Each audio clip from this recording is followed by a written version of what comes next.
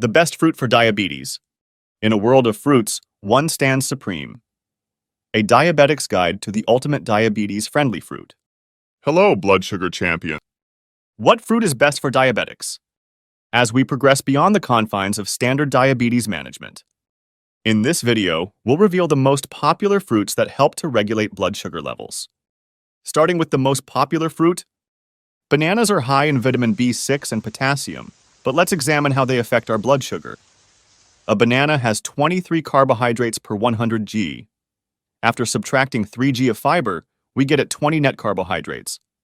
That's a lot of carbs. Remember the simple rule: the more carbs you eat, the greater the blood sugar surge. The glycemic index, GI, is the next most crucial factor to consider. The higher your GI, the faster your blood sugar will jump. A banana has a GI of 51. That's not so awful, but when combined with the high carb content, bananas boost blood sugar significantly. Now, let me be clear. I'm not saying you can't eat bananas, but what I'm proposing is to consider smaller servings. Apples are next. Apples are high in vitamin C and micronutrients. Furthermore, they contain fewer carbohydrates than bananas. When we exclude 2 g of fiber from an apple, we obtain 12 net carbohydrates. Not bad, but not exceptional. Fruits with less than 10 net carbs per 100 g are ideal for you, although fruits with 10 to 15 net carbs are okay, and apples fall into this category. The glycemic index is the next most crucial factor to consider. The American Diabetes Association recommends eating foods with a GI of less than 55. Apples have a GI of 39, which is extremely good. Moving on to another well-known fruit, grapes.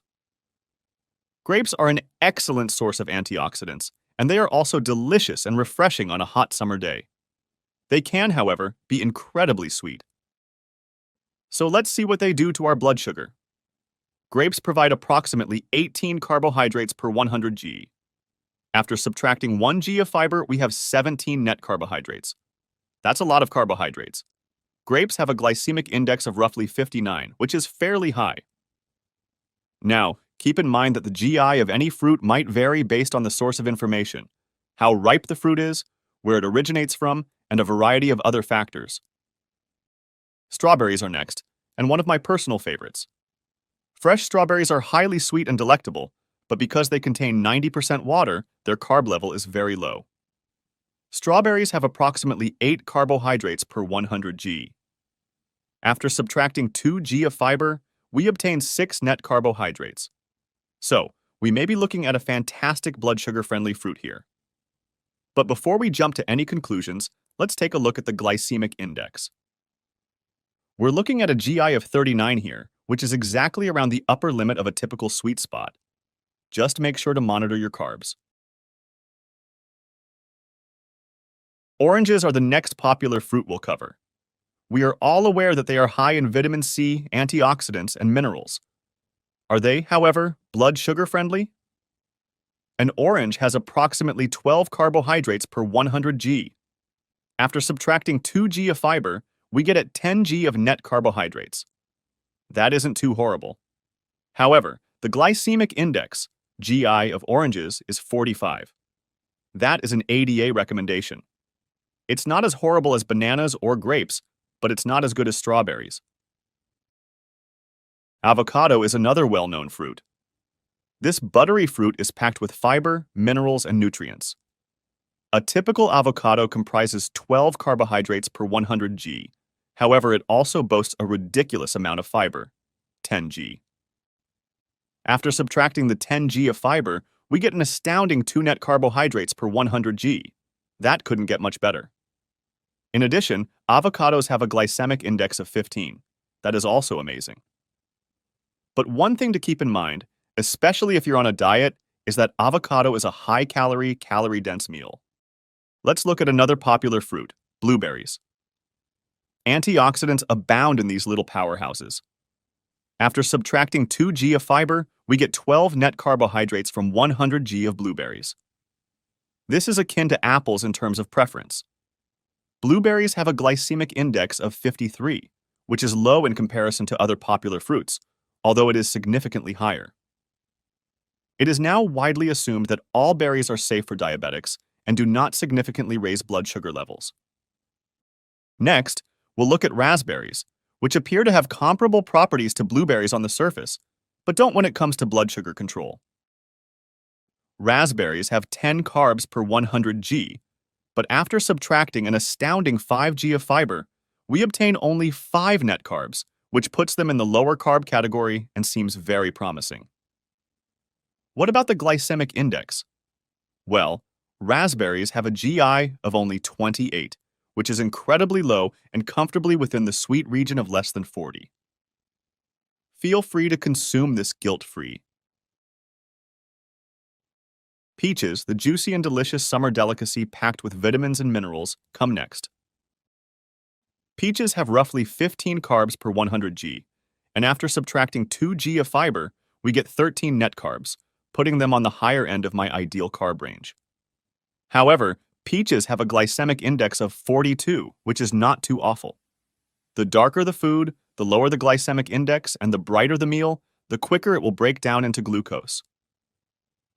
This is a fantastic idea, and it appears to be extremely true because in 95% of cases, picking darker foods over lighter foods will benefit your blood sugar levels. However, peaches and blueberries may be an exception, confirming that rule. Next, let's talk about mandarins. They're similar to oranges in terms of vitamin content and color, but one reason we should choose mandarins for oranges is that they're easier to peel. They're also somewhat sweeter than oranges. Mandarins have roughly 14 carbs per 100 g, and after subtracting 2 g of fiber, we obtain 12 net carbs, which is in the moderate carb range. Mandarins have an okay glycemic index of 47. They will have a comparable effect on blood sugar as oranges, despite tasting slightly sweeter.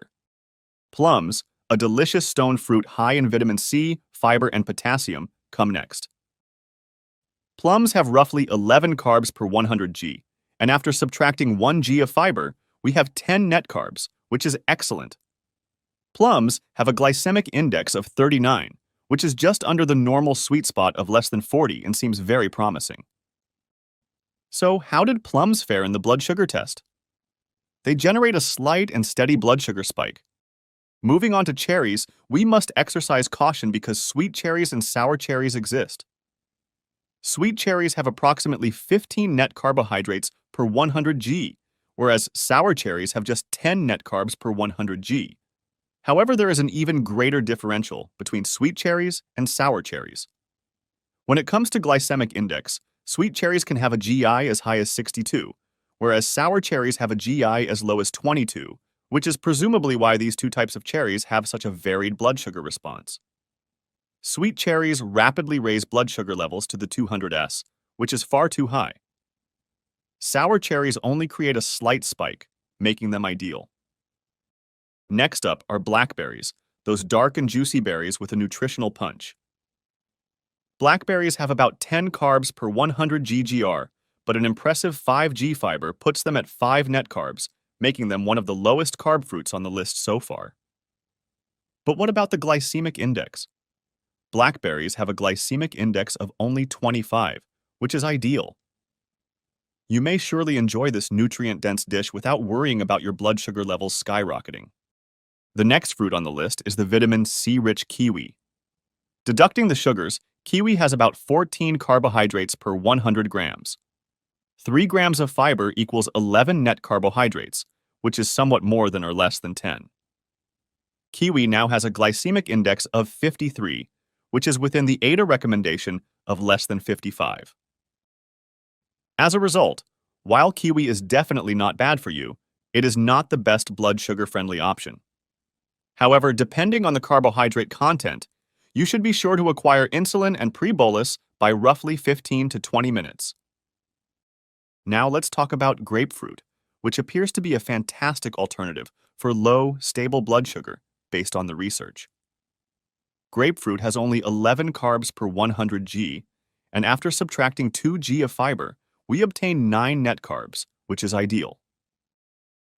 Grapefruit has a GI of 25, which is excellent since it prevents blood sugar spikes after eating grapefruit.